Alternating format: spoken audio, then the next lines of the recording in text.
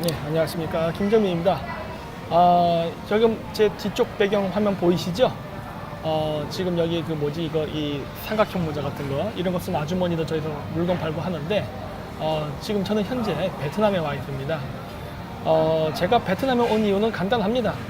늘 저는 반중에 있는 곳에는 항상 저는 같이 따라다닙니다. 이 6월 10일 날 베트남에선 대규모의 그 반중 데모 집회가 있었습니다. 그래서 그것을 관련된 내용들을 취재차 오게 됐는데, 아쉽게도 제가 선거 끝나고 그 이후에 오는 바람에 그 반중 데모를 찍지는 못했습니다. 그래서 대신에 그 반중 데모에 참여했던 사람들이나 이쪽 관련 그 교수님들 이런 분들을 만나고 좀 간단하게 인터뷰를 했어요. 하지만 그 얼굴이나 이런 내용을 공개할 수 없고, 제가 그분들에게 들었던 내용들을 그냥 간단하게 요약식으로 말하는 식으로 하겠습니다. 있기 전에 연합뉴스였죠. 2018년 6월 8일 뉴스에 베트남서 주말 반중 시위 소문이 있다.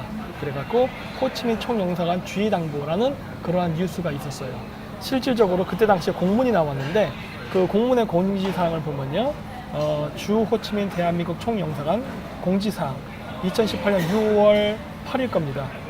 이번 주말 6월 9일서부터 10일 호치민시 동나이성, 다낭, 나짱시 등을 포함한 베트남 주요 지역에서 반중 시위가 예정되어 있다는 소문이 SNS 등에 퍼지고 있다고 합니다.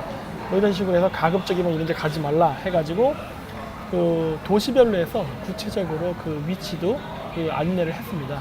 예를 들어서 호치민시 같은 경우는 노틀담 성당, 응앤후에 거리, 황반투 공원 등이고, 동나이성은 아마타 광장, 비엔화 빙컴 백화점, 떤뽕 사거리 등, 나짱시는 점프 음악공연장 광장, 다낭시는 점프 박당, 광치 하노이시 등입니다. 이런 식으로 해가지고 여러 가지 안내문이 나왔었어요. 그랬고 실질적으로요, 그때 당시에 이렇게 데모가 있었습니다. 제가 몇 개의 그 사진을 첨부했어요. 이 사진들은 제가 그 당시에 직접 찍지 못했기 때문에 인터넷을 통해 가지고 과거에 있었던 그 반중 데모 사진들을 제가 참조해서 제가 올려놨습니다. 보시면요, 이렇게 중국에 대해서 뭐 차이나 아웃 이런 식으로 해가지고 중국에 대한 반발감을 표현하는 그러한 그 데모가 많았습니다. 그리고 여기도 흥미로운 게, 이쪽 사진에는 이 앞쪽 사진 나오네요. 이렇게 미국 깃발도 같이 나옵니다. 이게 참 아이러니하죠. 우리나라의 그 좌파식 사고방식에 의하면요, 미국은 천추의 적입니다. 그렇기 때문에 절대 미국끼리 흔들 리는 없겠죠. 더구나 베트남은 전쟁까지 한 사이 아닙니까? 그런데 베트남 사람들에게 있어서 중국은요, 천년의 적이에요. 따라서 잠깐 일시적으로 미국이랑 싸웠다고 해서 미국을 철천지 왼수천멸종으로 반미를 하지 않습니다. 중국을 제거할 수 있다면 과거에 싸웠던 미국과도 힘을 합칠 수 있다는 게 바로 그 베트남 사람들의 정서죠. 실질적으로 호치민이 이 베트남전 때 그 미국하고 싸울 때에도 호치민은 미국에 대한 적대심은 없었습니다. 물론 자국의 독립을 위해서 싸웠던 것 뿐이지. 따라서 미군이 철수하고 나서 베트공은 즉시 미국하고 좋은 관계를 유지한 쪽으로 방향을 전환하죠. 그래서 그 당시 모택통이 베트남을 쳐들어올 때 미군이 아이러니하게도 베트공을 도와주는 사태까지 있었습니다. 이게 뭐 역사적 비하이긴 하지만요. 어쨌든 이 정도로 베트남 사람들의 반중 조선은 어마어마합니다. 그래서 이 조선일보에 나왔던 건데, 3월 5일 날서부터 해가지고 9일까지 베트남에 그 칼빈슨 항공모함이 정박한 적이 있었습니다. 우리나라에 왔었던 항공모함이죠.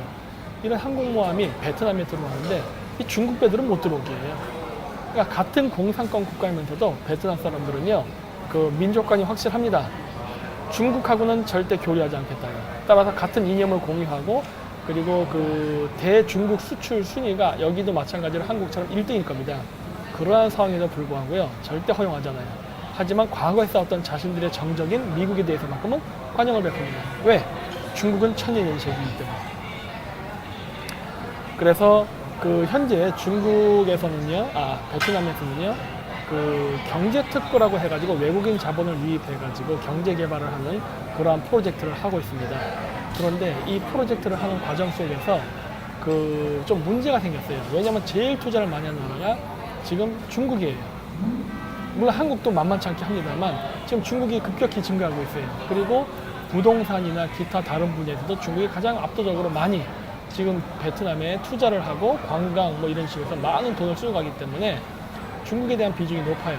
그런데 중국 국민들이 이거에 대해서 불만을 품고서 잘못 얘기했습니다. 베트남 국민들이 불만을 품고서 여기에 대해서 대대적인 반중 대응을 했던 것입니다. 이 앞쪽에 사진을 보시면요, 어디 있냐, 99라는 숫자가 보이는 게 있어요. 99하고 X를 탁 꺼놨죠. 이게 뭐냐면 99년간 임대를 해준다는 의미예요. 근데 이 99년간 임대를 해주는 것에 대해서 베트남 사람들은 그 지역이 중국화될 수 있다, 차이나타운이 생겨질 수 있다라는 그러한 위기감 때문에 결사적인 반대를 하는 것입니다. 그래서 이 지역 그 뉴스를 봤더니요, 이 베트남 사람들이 그 반중 데모를 하는데 흥미로운 기사가 나왔는데 뭐였냐면은 반중 데모를 하는 숫자보다는 반정부적인 데모를 하는 숫자가 더 많았다고 합니다. 물론 이 반정부 데모를 하는 사람들은 물론 반중적인 정책을 갖고 있어요. 근데 왜 이러한 현상이 나타났느냐? 베트남의 정부 관료들이 중국으로부터 돈을 받아먹고 그리고서 이러한 조차지를 99년 동안 빌려주려 했다는 것을 알았기 때문에 중국도 믿지만 그것을 허용해준 베트남 관리들이 더 나쁘다. 그래서 더 베트남의 정치인들을 압박하고 있습니다. 이게 사실 올바른 정서예요. 베트남의 역사는요, 한국하고 굉장히 비슷합니다. 똑같이 중국으로부터 침략도 당했고 식민지의 역사도 있었고 여러 일들이 있었어요. 하지만 우리나라는 지금 어떻습니까?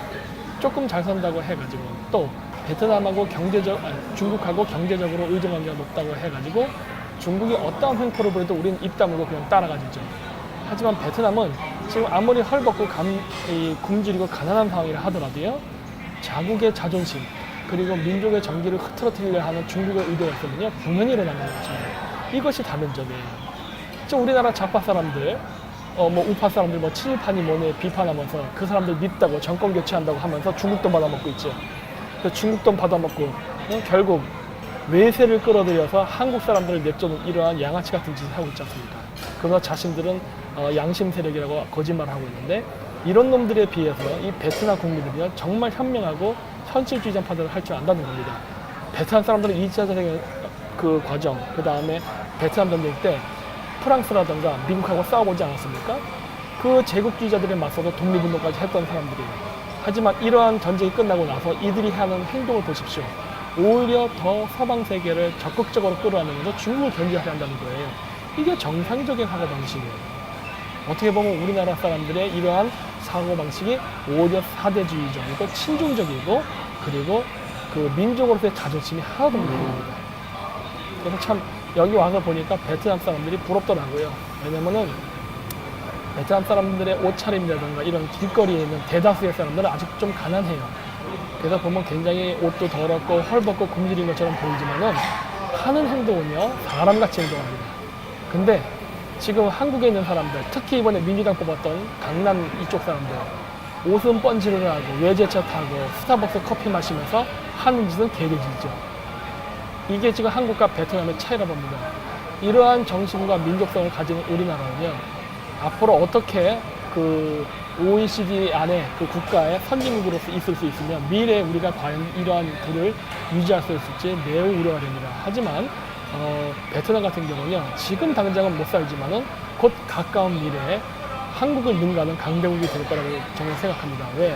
이들의 이런 정신력과 반중 정서가 결국 서방 세계에 어마어마한 지원을 불러일으켜서 경제 부국으로 성장할 수 있는 기반이 될 거기 때문에 그래요.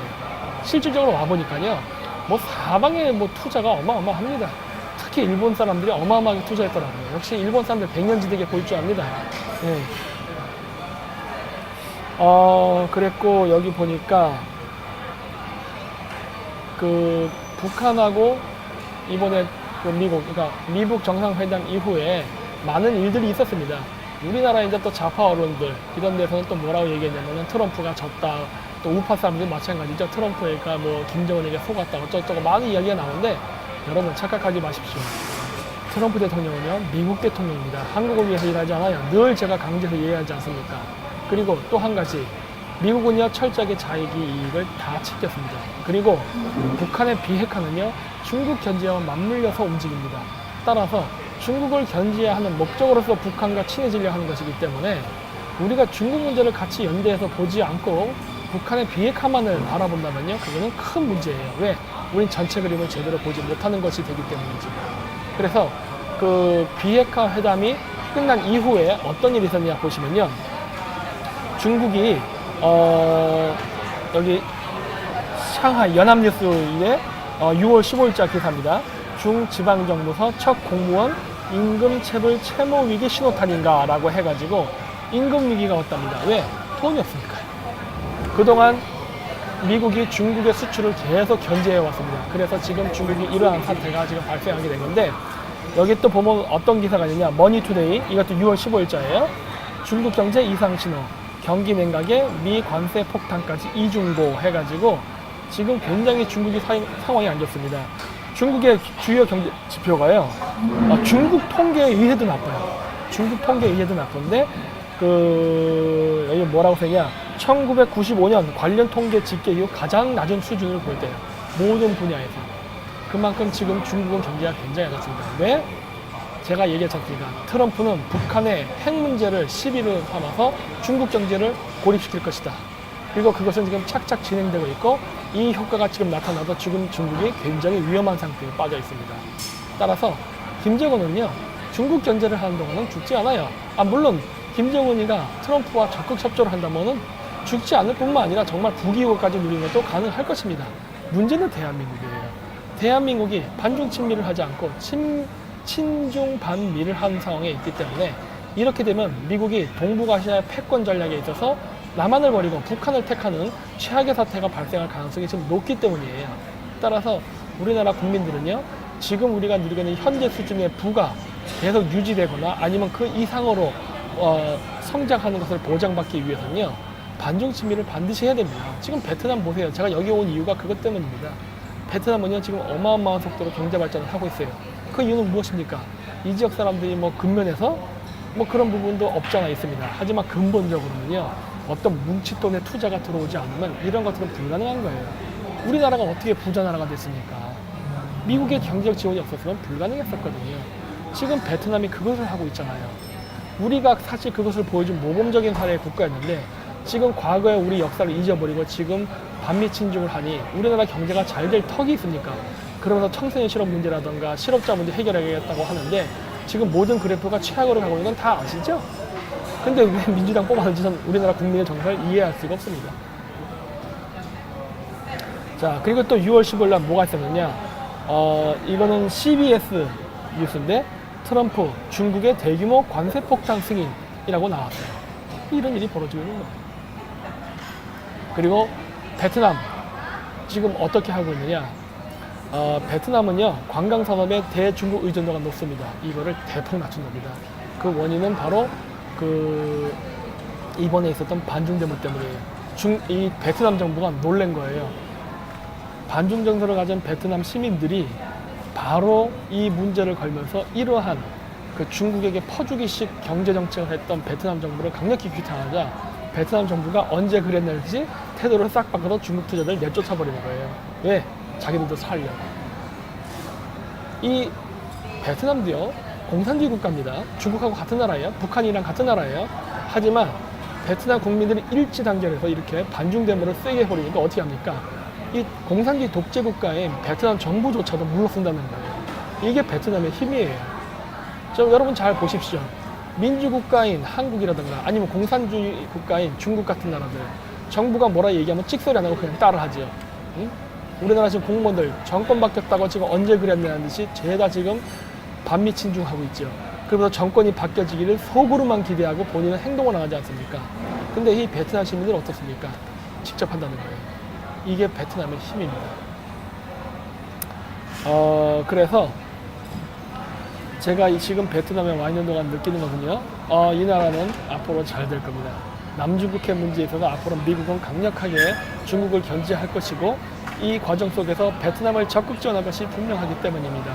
왜냐면 이번에 중국이 지정했던 제1도련선 안에 있는 그 해역을 보면요, 베트남 앞바다까지도 지금 중국 땅으로 해놨단 말이에요. 그랬는데 지금 그 지역에는 석유가 납니다. 그래서 베트남은 그 지역을 다시 되찾고자 하고 있어요. 아마 이러한 문제가 일어난다면 미국은 아마 적극적으로 베트남 편을 들 것이 뻔합니다. 그리고 만약에지만 남중국해에서 어떤 해전이 발생한다면 중국은 제2의 아편전쟁을 하는 악몽의 역사가 시작될 것이고, 그 과정 속에서 만약에 중국 해군이 미 해군 혹은 영해 해군에게 압도적으로 밀려서 패배한다면 중국 정권이 무너지는 건 시간 문제가 될 것입니다. 자, 이러한 상황 속에서도 우리나라 문재인 정권 계속 중국에 퍼주기 하고 1대1에 투자할 겁니까? 잘 생각해 보십시오. 지금 세계가 어느 방향으로 흐르고 있는지를. 지금 지방선거 이겼다고 우물안의 개구리처럼 좋아하지 마십시오. 과거에 동학군은요, 친미양요, 병인양요를 승리로 이끌면서 척합이 세우고 조선만 유일하게 청나라 일본과는 달리 외세를 물리쳤다고 좋아했었습니다. 그 결과가 무엇이었습니까?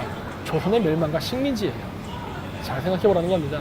이번 지방선거를 이겼다고 해서 주사파애들 지금 모든 것을 얻은 것처럼 활개치고 있는데, 그것이 앞으로 우리나라 국익과 대한민국의 운명을 어떻게 해칠지는 본인들이 잘 알아야 되고, 이거에 대해서 빨리 대한민국 국민들은 자각을 하고 지금 정권에 대해서 지금 베트남 국민처럼 결연히 맞서야 될 시기가 앞으로 곧 일어나야 된다고 저는 생각합니다.